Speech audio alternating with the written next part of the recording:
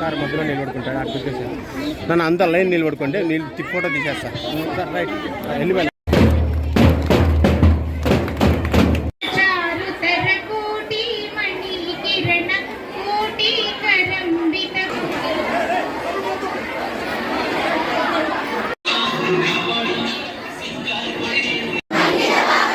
ఉపాధ్యాయులకు సహకరిస్తానని